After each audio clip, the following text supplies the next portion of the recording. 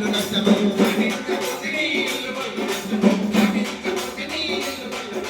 నీతోనే పడాలి మార్పుకు తొలి బీజము ప్రతి పౌరుడి ప్రయత్నంలో పరిమళించు పట్టణం. మరి ప్రజలందరూ కూడా గమనించాలి, ఎప్పటికప్పుడు మనము పరిసరాలను పరిశుభ్రంగా ఉంచుకుంటేనే ఆరోగ్యంగా ఉంటాం. మరి ఈ కార్యక్రమం పెట్టి ఏదో పాటలు పాడుతున్నారు, నలుగురు వచ్చారు, 4 ముచ్చట్లు చెప్తున్నారు అనుకోవద్దు. ఈ కార్యక్రమం సాదాసీదా కార్యక్రమం కాదు. పారిశుద్ధ్యం అనేది చాలా అవసరం. ముఖ్యంగా ఏంటంటే ఎక్కడైతే మనం పారిశుద్ధ్యత మెయింటైన్ చేస్తామో అక్కడ ఆరోగ్యంగా ఉంటాం. ఎక్కడైతే పరిసరాలు పరిశుభ్రంగా ఉంచుకొని మన ఇల్లును శుభ్రంగా ఉంచుకున్నట్లయితే ఆ ఇంటిలో కూడా లక్ష్మీదేవి ఉంటుందని పెద్దలు మనకు చెప్పేది. ఇవాళ ఈరోజు ఈ కార్యక్రమం ఈ బస్టాండ్ ఆవరణలో కూడా చేయడానికి కారణం ఏంటంటే పట్టణంతో పాటు ఈ పట్టణానికి వచ్చిపోయే వాళ్ళు కూడా ఎంతో మంది ఉంటారు కనుక వాళ్ళకు కూడా ఈ విషయాలు తెలియజెప్పాలనేటువంటి ఉద్దేశంతో ఈ కార్యక్రమాన్ని ఇక్కడ ఏర్పాటు చేయడం జరిగింది. ప్రజలందరూ రానున్న వర్షాకాలంలో మరి ఈగలు దోమలు అనేటివి ఎక్కువగా ఉంటాయి కనుక వాటి బాధ నుండి మనం విముక్తి కలగాలంటే మనం తీసుకోవాల్సినటువంటి జాగ్రత్తలు, మన ఇంటిని శుభ్రంగా ఉంచుకోవాలి. మన ఇంటి చుట్టుపక్కల కూడా నీరు అనేది నిల్వ ఉండకుండా మనం ఎప్పటికప్పుడు శుభ్రపరచుకోవాలి. మన ఇంటి ముంగట ఉన్నటువంటి డ్రైనేజీలో కూడా చెత్తా చెదారం వేయకుండా చూసుకోవాలి. ప్లాస్టిక్ కవర్లు వేయద్దు. ముఖ్యంగా ఆగస్టు 1వ తారీఖు నుంచి ఈ కొరుట్ల పట్టణాన్ని ప్లాస్టిక్ నిషేధిత పట్టణంగా కూడా ప్రకటించడం జరిగింది. ఎవరైతే ప్లాస్టిక్ కవర్లు వాడతారో వారి పట్ల మీ అందరికి హెచ్చరిస్తున్నాం. మరి మున్సిపల్ శాఖ వారు ఈ ప్లాస్టిక్ ను నిషేధించారు.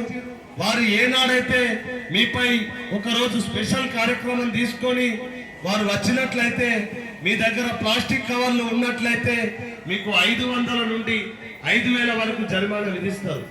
ప్లాస్టిక్ కవర్లు నిషేధం అని ఎన్నోసార్లు ప్రకటించినా కూడా వాటి వాడకాన్ని ఏమాత్రం తగ్గిస్తలేరు. మరి ప్లాస్టిక్ అనేది చాలా ప్రమాదకరమైనది. దానివల్ల క్యాన్సర్ వ్యాధులు అనేటివి ఎక్కువ అవుతాయి. గతంలో క్యాన్సర్ అనేది లక్షల్లో ఒకరికి వచ్చేది. గతంలో గుండె జబ్బులు కూడా లక్షల్లో ఒకరికి వచ్చేది. కానీ ఇప్పుడు ఈ పరిస్థితులలో క్యాన్సర్ సుమారుగా 100కి 20-30 మందికి వస్తుంది. ఇక గుండె జబ్బులు లెక్కలేని పరిస్థితుల్లో ఉన్నది. దీని అంతటి కారణం మన లోపల మార్పు రాకపోవడమే. ప్లాస్టిక్ వాడకం వల్లనే ఇలాంటి ప్రమాదాలు ఉన్నాయి. మనము ఈ జంక్ ఫుడ్ను కూడా తినవద్దు. మనం చక్కగా కూరగాయలు శుభ్రపరచుకొని మనము వంట చేసుకొని భుజించినట్లయితే ఆరోగ్యంగా ఉంటాం. రోడ్ల మీద ఎక్కడ పడితే అక్కడ చెత్తా చెదారం తింటే మన ఆరోగ్యం ఖరాబ్ అవుతుంది, ఊబకాయం వస్తుంది, మనకు గ్యాస్ ట్రబుల్ వస్తుంది, అల్సర్ వస్తుంది. అంతేకాకుండా ఎంతో నష్టం జరుగుతుంది. ఒకప్పుడు దవాఖానకు పోతే 200 రూపాయలు ఫీజు తీసుకొని 200 రూపాయల మందులు రాసేవారు.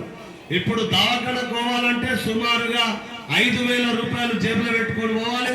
పోగానే బ్లడ్ టెస్టులు రాస్తారు, యూరిన్ టెస్టులు రాస్తారు. అందులో కూడా రోగ నిర్ధారణ కాకపోతే ఇంకో టెస్టులు రాస్తారు, స్కానింగ్లు రాస్తారు, ఎంఆర్ఐ స్కాన్లు రాస్తారు. ఇవన్నిటికి కారణం ఏంటంటే మారుతున్న కాలం, మనం పరిశుభ్రత మెయింటైన్ చేయకపోవడం, చెట్లు మొక్కలు నాటకపోవడం, చెట్లను పెంచకపోవడం, ఉన్న చెట్లను నరకడం, రోడ్డు వెడల్పని నరకడం, ఇల్లు కట్టుకోగా అడ్డం ఉందని నరకడం.